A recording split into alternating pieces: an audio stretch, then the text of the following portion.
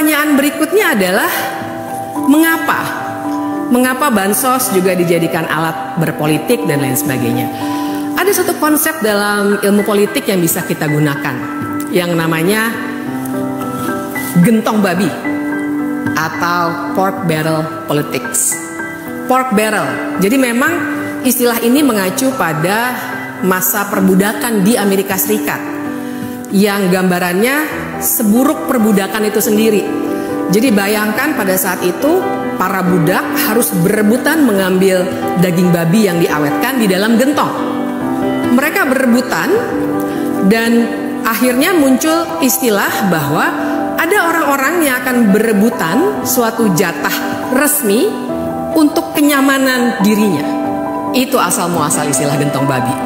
Jadi yang kita bicarakan di sini adalah cara berpolitik yang menggunakan uang negara untuk digelontorkan ke daerah-daerah pemilihan oleh para politisi agar dirinya bisa dipilih kembali. Menurut buku Politik Tanpa Korupsi yang terbit pada tahun 2021 yang ditulis oleh Herdiansyah Hamzah, sejarah politik gentong babi ini berawal dari tradisi sistem politik di Amerika Serikat. Di sana, politik gentong babi mengacu kepada pengeluaran yang dilakukan oleh para politisi buat kepentingan konstituennya. Hal itu dilakukan sebagai imbalan atas dukungan politik dalam kampanye dan pemungutan suara.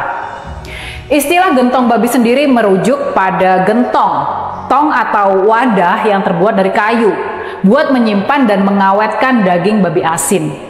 Sekarang istilah gentong babi dipakai buat menggambarkan pengeluaran pemerintah yang boros. Terminologi gentong babi pertama kali digunakan oleh John Fairjohn buat menggambarkan fenomena di lembaga Kongres Amerika. Para wakil rakyat mendorong penggunaan anggaran negara, penggunaan uang rakyat buat kepentingan konstituennya dan bukan untuk kepentingan rakyat banyak. Sudah pasti politik gentong babi ini tidak bisa dibenarkan.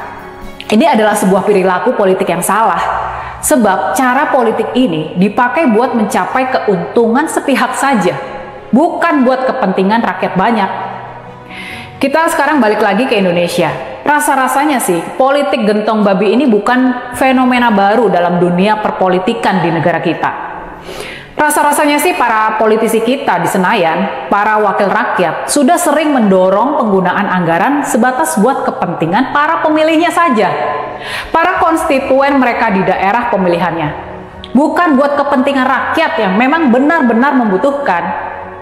Tapi, nah ini yang penting buat kita catat ya. Balik lagi ke praktek politik gentong babi yang dilakukan oleh Presiden Jokowi. Tindakan politik yang keliru ini sebelumnya nggak pernah dilakukan secara terstruktur, sistematis, dan masif atau TSM seperti sekarang ini. Seperti yang dilakukan oleh Pak Jokowi sekarang ini.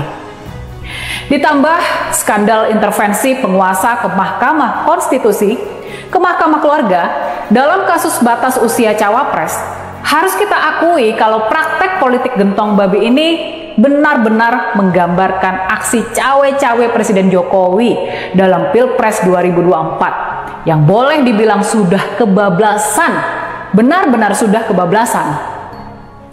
Menggunakan kekuasaannya, Pak Jokowi ini sudah melakukan intervensi kepada proses pemilihan umum tahun 2024 ini.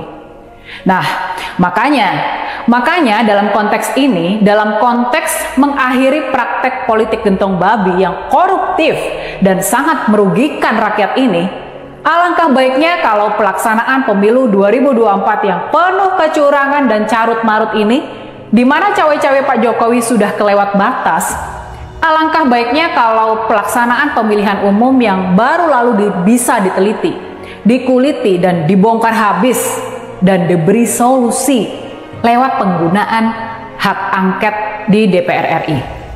Kelak setelah diteliti, dikuliti, dan dibongkar habis oleh DPR RI, yang pastinya bakal didukung dan melibatkan para akademisi dari kampus-kampus juga, kita akan bisa mendapatkan rekomendasi bagaimana sistem politik kita yang buruk ini bisa benar-benar diperbaiki dan reformasi 1998 proses demokratisasi untuk kesejahteraan rakyat bisa maju selangkah lagi, bisa jadi lebih sempurna. Jadi, ayo kita dukung penggunaan hak angket ini di DPR RI. Karena ini bukan soal mengubah hasil pemilu. Ini sama sekali bukan soal mengubah hasil pemilu.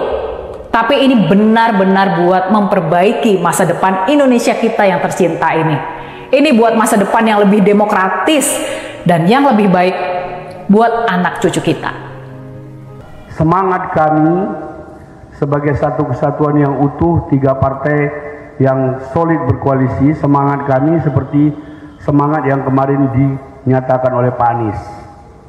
Kita siap bersama inisiator PDIP untuk menggulirkan angket. Jadi posisi kami, data sudah siap, hal-hal kecilnya sudah siap, tinggal menunggu tindak lanjutnya. Kawan-kawan PDIP sebagai partai terbesar, sebagai inisiator, bagaimana selanjutnya? Jokowi harus nonton video ini.